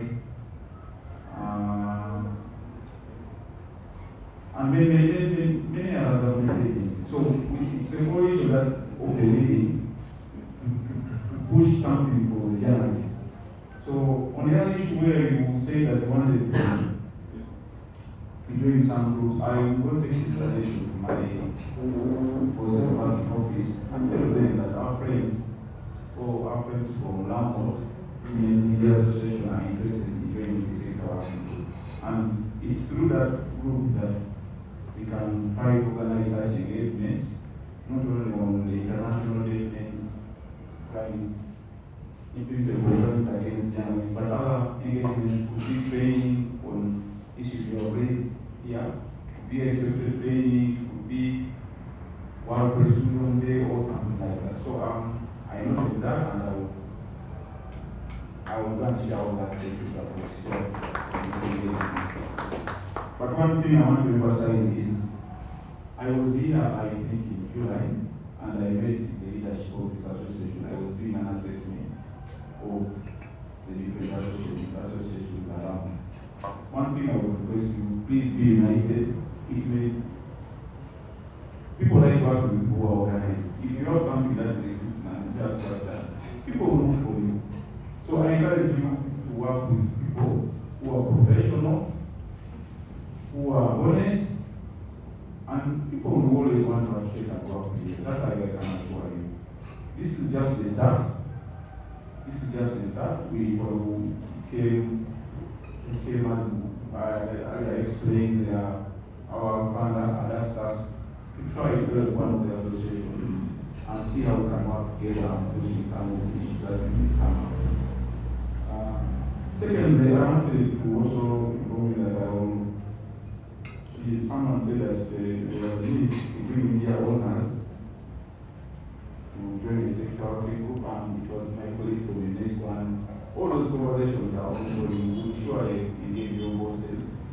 I know ACME in 2002 had a meeting with media managers, but I'm not very sure whether we go to the meeting from media, but I think there was a representation from Radio 1, if my memory serves, but I think that a registration.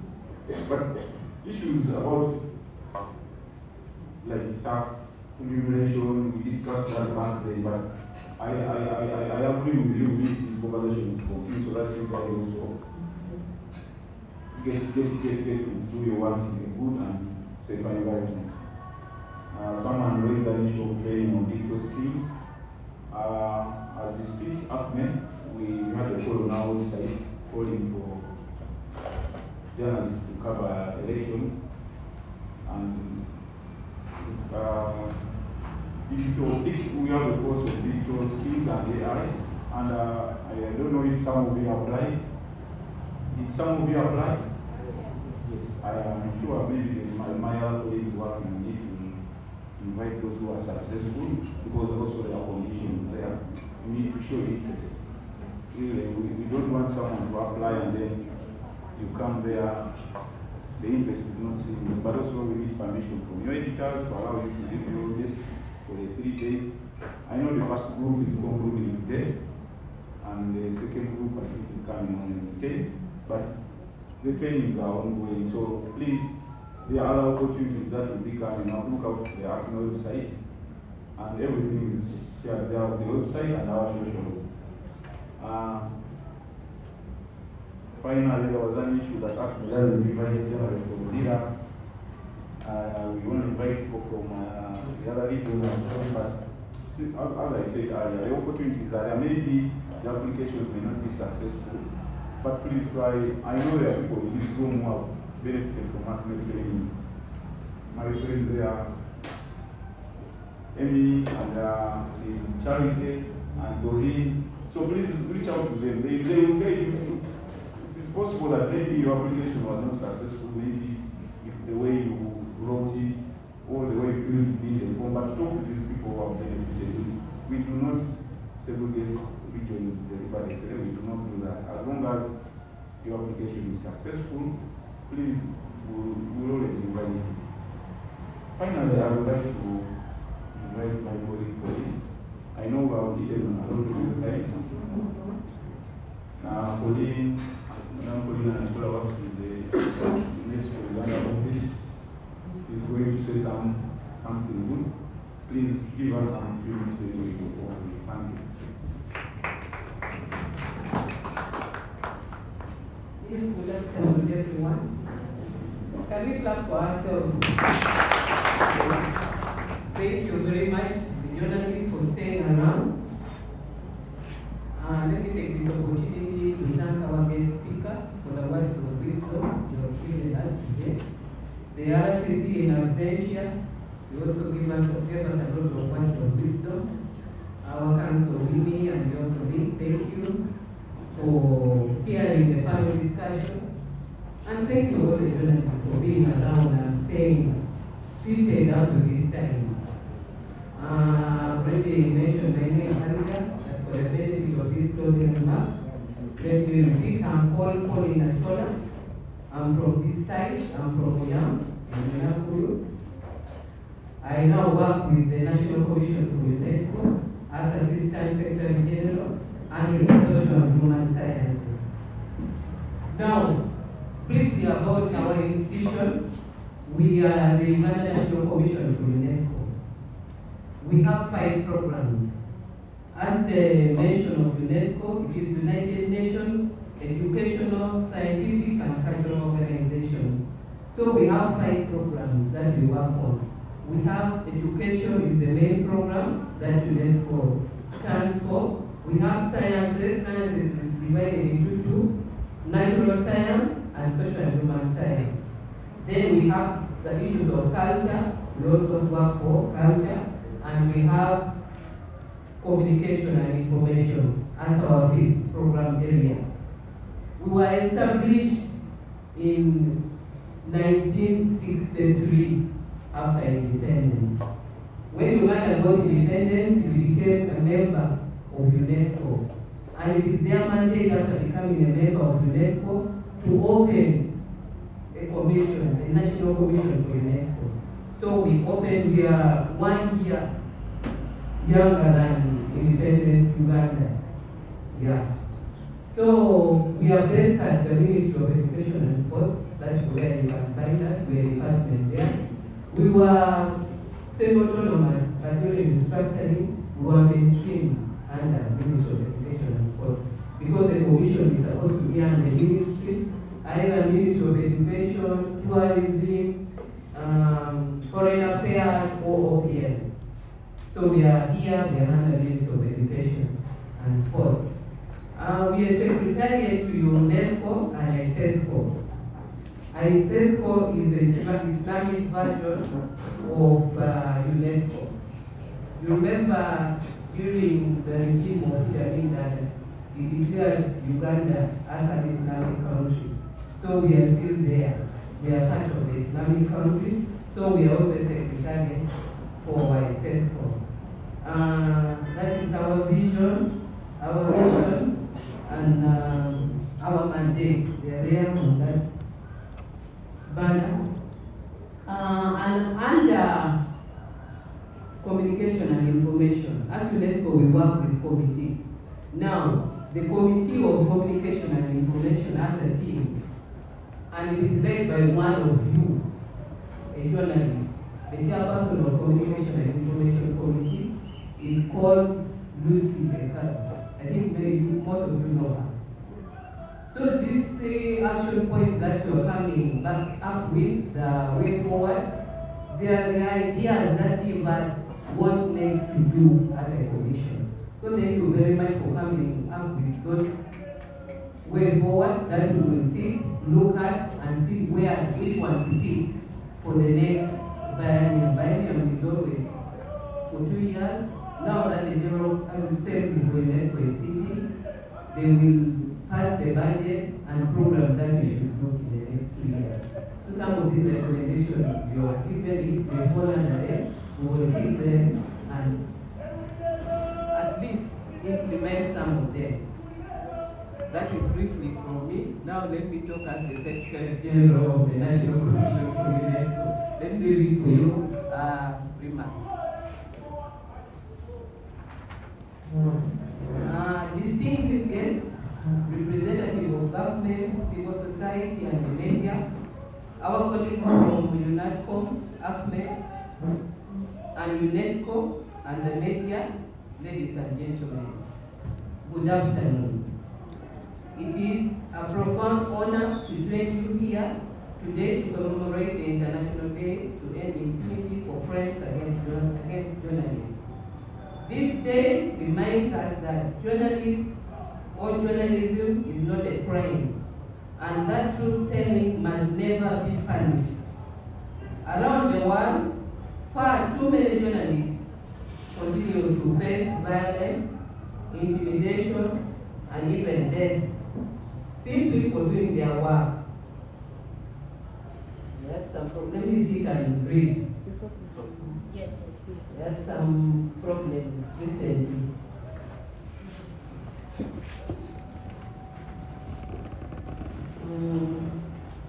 Around the world, far too many journalists continue to face violence, intimidation, and even death simply for doing their work, informing the public, holding power to account, and strengthening our democracy.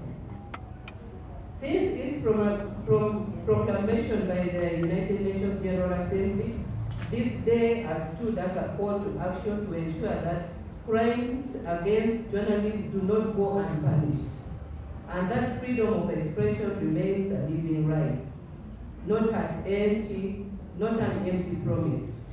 We remember the journalists we have lost, honor their courage, and renew our commitment to protect those who continue in their footsteps. So we do honor your your continued courage and commitment to working for the people and informing the people. This year marks the 11th commemoration of International Day to End Impunity Against Journalists, and we do so under the theme of great urgency, Chat GBV, raising awareness on artificial intelligence facilitated gender-based violence against women journalists. As technology reshapes our societies, it has opened new frontiers for freedom, but also new battlegrounds for harassment and abuse. Across the world, women journalists face a growing wave of online attacks, gender disinformation, and coordinated hate campaigns. Many of these attacks are amplified by artificial intelligence, blurring the line between digital and physical threats. According to UNESCO and the International Center for Journalists, more than 70% of women journalists have experienced online violence, and 1 in 4 have faced offline attacks as a direct consequence. These are not just personal assaults, they are assaults on press freedom, on truth, and on the right of every citizen to be informed.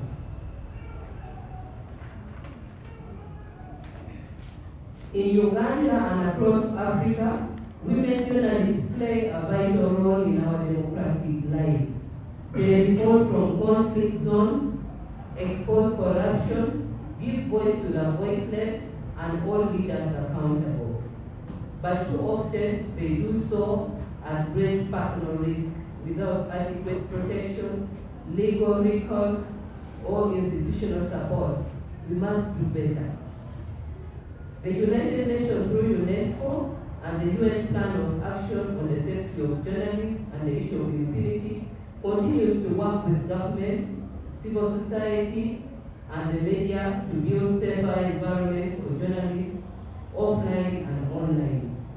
This year's focus on AI-facilitated gender-based violence invites us to strengthen that work by developing legal frameworks to prevent and prosecute technology-facilitated abuse, by creating newsroom protocols that address digital safety, by training journalists, police, and judicial actors, and by amplifying the voices of survivors who remind us of what is at stake.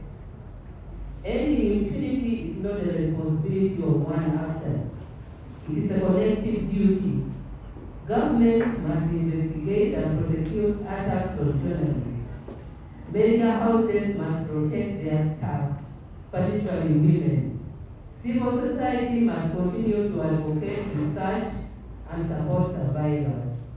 And citizens must stand with journalists because an attack on one journalist is an attack on everyone's right to know. As we commemorate this day here in Villa, let us reaffirm our shared commitment, truth, justice, and accountability. Let us ensure that technology serves humanity, not hatred. And let us promise that no journalist, man or woman, will ever again be silenced by fear. Together, we can end impunity. Together, we can protect press freedom. And together, we can build a world where every journalist is safe to tell every story. Thank you for listening. As the National Commission for UNESCO, we have printed some press jackets for the journalists. Let me request Angela to come with a sample.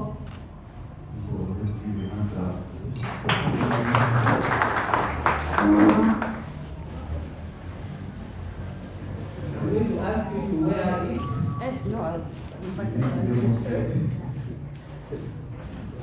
Let's invite one journalist who can be a lady. Gender, we are gender sensitive, according to our team. Yeah. So we'll do this for all the journalists will come out and get your jacket. Okay, thank you very much.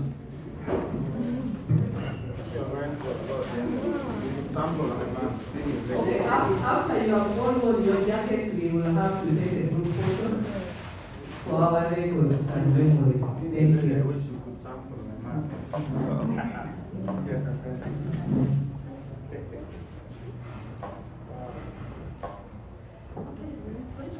And with these remarks, I declare this dialogue officially closed.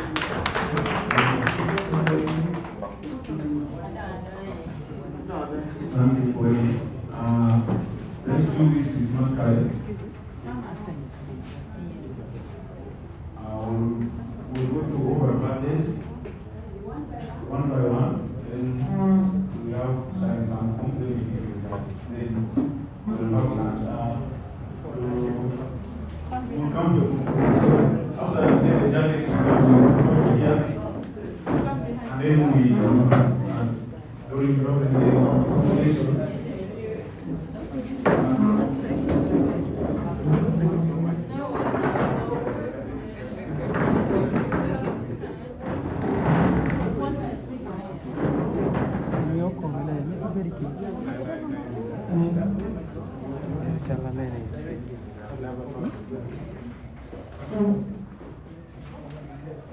Thank you very much, Eugene and everyone.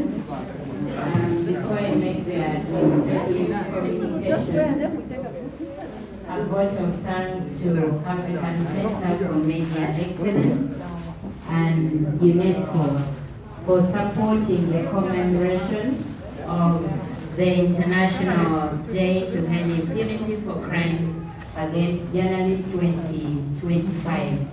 We are very much delighted as Now Women Media Association and Reflex and all the journalists of Lango sub-region. The administrative communication that I would like to make is that we have, I don't know if you people are really listening to the administrative communication. Yes. Thank you. We have a modest transport facilitation for us all. You will meet Charity and Regina at that desk and you will get sorted. Thank you so much for coming. Thank you for participating. I wish you all the very best. Let's not what we've received here. Let's not what we've learned from here, then here. We should carry it forward. Thank you once again.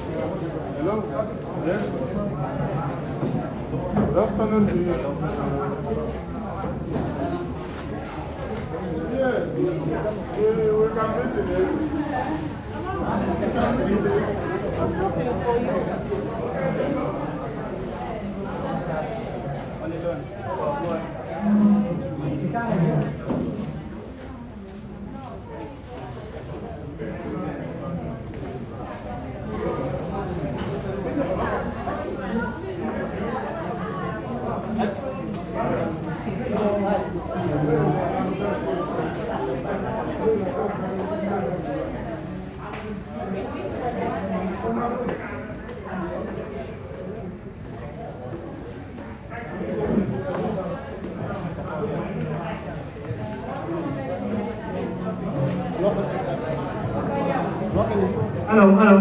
Let's come for group photo. Council, you'll join us for group photo. Let's come for group photo.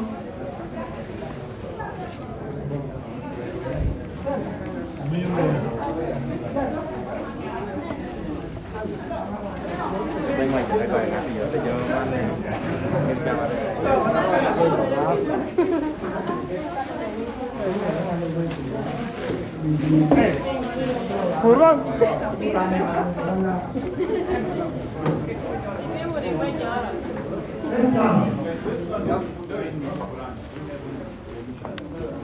Okay, we will do partner.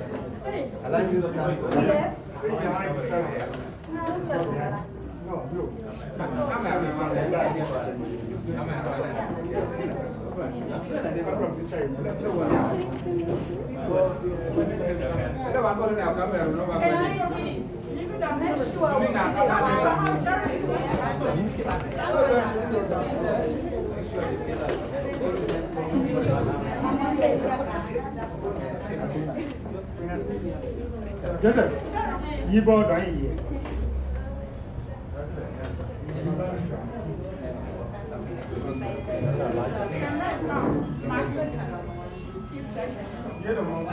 Yes. Okay, go here. Police. Say police.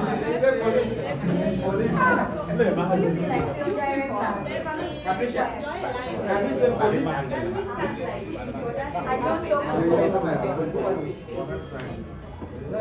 Hey, why you watching?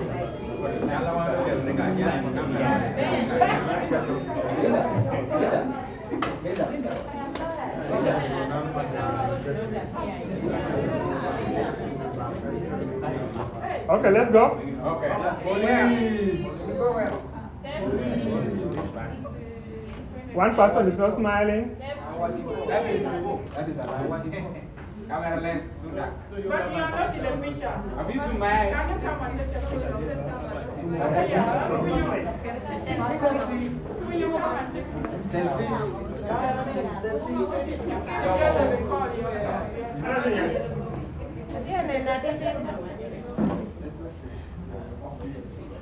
Đi với đằng nào bé? Bé á. Đi với cái cabin này. Nhớ nhiều quá rồi. Có lắm chưa chồng. Đến thôi rồi. Hai đứa à đây. Pura.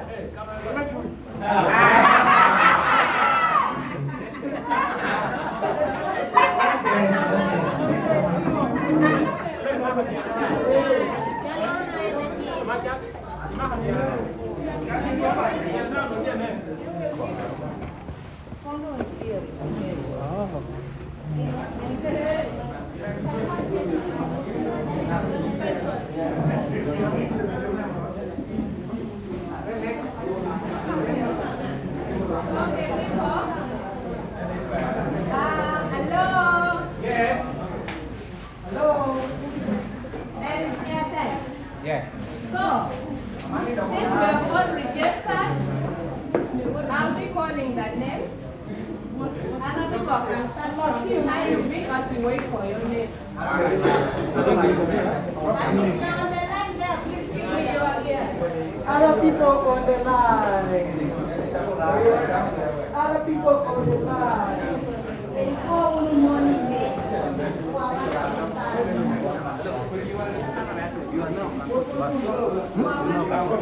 Okay.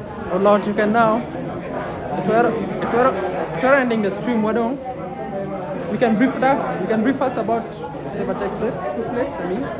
Okay, ngamo tena tini kuchwa mutbela mbele gini ore di tamo bedi ai hotel good news na te bo mali rakan tanen no pe ki amo chwa mudoni ye ame kirango amo program kare ubere kakiri team me hakme amo tie kakiri team me UNESCO bere kakiri yonge chwa mutamon motono lao women media association kun masu teme protect chwa mut me yogi bere kakiri match me mano kare mana kuira bere tieni bere mo ne otwer ke twer gira bere mo go Alan Patricia, if we're ending stream, Hello everyone, thank you for joining us on Oroma Television and of course QFM. That is the mother station, we cannot forget it.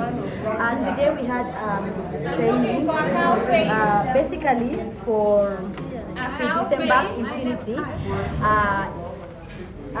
generated by AI, amongst women in media. And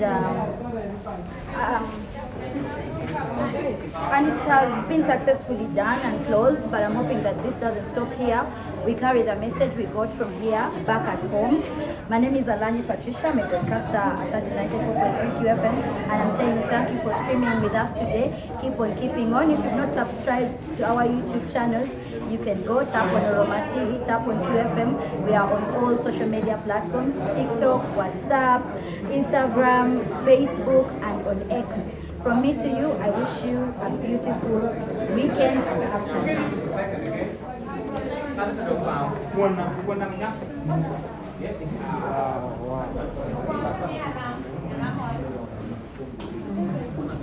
Francis. Yes. Panyo jo maro mano mondo amaro interview in kana no. Ate woro ko. Sale sia ate woro. Woro sale sia.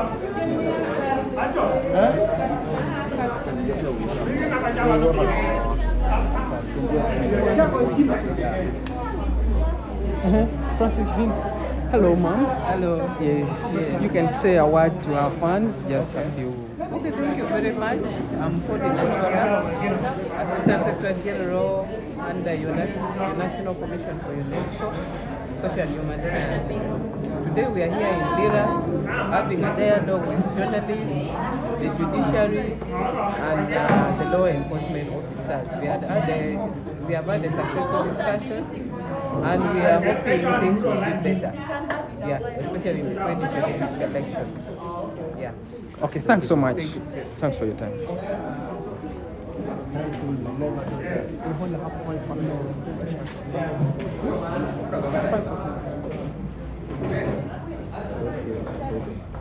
Charity. Charity, Charity, why is your Charity just running away? Hello, Charity. How are you?